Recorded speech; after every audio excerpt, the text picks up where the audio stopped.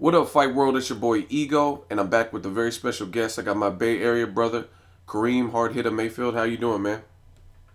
Oh, I'm doing well. Just lounging right now. About to hit the gym in about another hour. Go get this 12 rounds in. All right. And you have an upcoming fight July 18th, Emmanuel Taylor. I hear you're doing some training out in Vegas. How's that coming along? Everything's coming well. Whenever you can do 12 rounds in 110 degrees, man, you're in great shape, ready to go. All right. And after a tough loss with the Delorme fight, you're jumping right back into the frying pan. Looking at your upcoming challenge in July 18th, what do you know about your opponent, Emmanuel Taylor? Well, from the fights that I've seen, he's an opponent. We have actually the same opponent in common, Raymond Serrano. If I'm not mistaken, he stopped him in the sixth, and I stopped him in the fifth. But going back to your question, he's looks like a definitely reputable opponent that's coming to fight. All right. And I want to rewind time a little bit, talk about your last fight. You took a tough first pro loss to Thomas Delorme. In that fight, what difficulties do you think you faced? And looking back, is there anything you feel that you would have done differently? Well, I think I would have definitely, did camp out here. Well, for one, I was pretty much self-trained for a world-class fight. People don't know that, but I was self-trained for a world-class fight. And I just, I didn't have a trainer. I was in great condition, but I was pretty much trained myself for that fight. Nevertheless, I looked back and seen that I would have, figured out how to stop him from holding me. He held a whole lot. It wasn't really a world-class fight. Anytime you come and fight, you want to see guys fighting. If it's not necessarily banging it out, but fighting. If I'm not mistaken, it was recorded that he held me like 52 times. That's ridiculous in 10 rounds. So with that being said, I would figure out a way to even get him off me. And looking back, I would have maybe took some time when he had the back-to-back low blows. I would have maybe took him a few minutes off, and maybe I would have actually complained to the referee about the holding more. When I seen Steve Smolger in the back, I was happy because I've always seen Steve Smolger. He likes fights. He lets you fight, and he likes fights. So for him to not have taken points from Delorme, it was pretty preposterous, and I thought that was, I thought that wasn't world class for him to not have taken points from him. Okay, fair enough. And you say you were pretty much self-trained. Was Virgil Hunter working with other fighters, Angulo, Amir Khan? Could you elaborate on that? Yeah, correct. Yeah, correct. And Virgil's a great trainer, and I have nothing bad to say to him, but about him. But for the most part, I really didn't get that that attention that I should have gotten. I feel, I'm still on good terms with Virgil, but I was pretty, like I said, I was pretty much self-trained for that fight. So are you currently training with Virgil Hunter? No, I'm not no longer with Virgil. Okay. And I want to talk about something that happened a little while ago. A video surfaced on the internet. Team Mayfield, you guys basically ran into Danny Garcia and his crew. You were asking him to make a potential fight with you. Recently, we've seen Edeslani Laura have success with that approach when he hopped on stage behind Canelo. As far as the Garcia encounter, they basically brushed you off and took a fight with Mauricio Herrera, a fighter you beat. Garcia had a tough time with them. Now he's fighting a little-known Rod Salka. A lot of fans are kind of in an uproar based on that. I mean, I didn't even personally know who the dude was. I thought it was a new alcohol or something. So what was your initial reaction when Rod Salka was announced as Danny Garcia's opponent? Well, my initial reaction was run, Danny, run. That was the model that we was using in the hashtag that we used when a lot of Bay Area folks was riding with me, a lot of support. So it was run, Danny, run. It's like he's still running for Mayfield, with the loss that I had taken and me being a free agent, I thought that I would probably get a little more action at him. But as his father said, Mayfield didn't ever get a shot against my son, basically. It's just it's crazy that, I do understand that he don't have to take all hard fights. If I could get a fight for a good payday that wasn't necessarily so hard, I'd take it too. But when you're the linear champion, you do have to take those challenges. And, Herrera's supposed to be a walkthrough, and it wasn't. And Herrera gave him problems. I actually thought he won. But for him him to fight a lightweight with a guy that's like ranked number 77 is just totally crazy.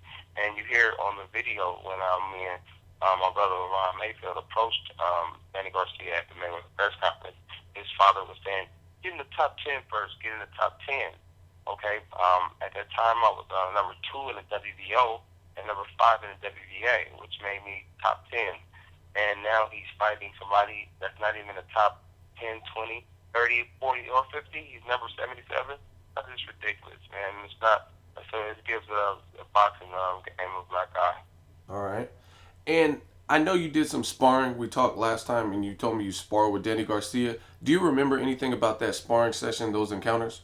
I do. I was up there to help him get ready for the Eric Morales fight. This is before he was champion, and he was getting ready for the first fight. And I went out in Philly, and I did well against him. I'm not going to sit here and act like I just beat him up, but I definitely did well against him. And I realized looking back in hindsight that in his prior camps, I was told that he's always got guys that was in the top 10 to spar with, and I'm thinking maybe he was doing it because he was doing it to have great sparring. But now that I'm looking back at it, is he was doing it to see maybe who would be problems for his fighter. Who would be up for Danny Garcia, and he was checking out to see, okay, this is a guy we're not going to want to fight this guy. This guy, this might be an easier fight for us to take. So they had got a lot of top 10 guys that was in top 10, top 10, top 5 that they would spar with and figure out, okay, we're not going to go with these guys. But like I said, good, you have good days, you have good bad days in sparring. I just had more better good days than bad in sparring with them. All right, perfect. And I'm going to name some names, and then you tell me your thoughts. So, Chris Algieri, he defeated the opponent you're about to face, Emmanuel Taylor. You got Ruslan Provodnikov, Danny Garcia, Mauricio Herrera, Thomas Delorme rematches. Terrence Crawford looked terrific and very sharp against Gamboa's last fight, and looks like he may be outgrowing 135. Do any of these names sound appealing to you? Yeah, definitely. I love to fight any of these guys. My style is, I think it's compatible to any of these guys that's out here for the most part. Crawford, he's definitely good. Shout out to Crawford for looking good against Gamboa. People thought that he wasn't going to be against the pop. Interesting fight. People thought that Gamboa was going to win, but he looked good. Crawford's too skinny. I run through Crawford though. He's a lightweight. He's a good fighter. Don't get me wrong. But guys you fought, man. I'm definitely for this fight. I'll be making noise again, saying that calling out guys again. People in there. I don't take the time to go through a lot of comments, but I may read the top 5 and be like, well, I want this guy to lose because he talks too much. I don't talk too much. I just back it up. When I talk, I speak my mind for the most part, but I'm not doing too much bragging or boasting. I'm a fighter. I'm a confident fighter. With that being said, I am going to speak. And this is entertainment. This is the entertainment business. So I have to speak. I have to have my name to get known out there, get geniuses, to get more publicity. Well, this is something I have to do. This is part of sport. This is part of the game, and it's part of my character anyway. I'm not flamboyant or too boasty, but at times, hey, it's a little bit is in me, and that's the way I am. Okay. And recently, Floyd said in an interview that he would be facing Marcos Maidana in a rematch.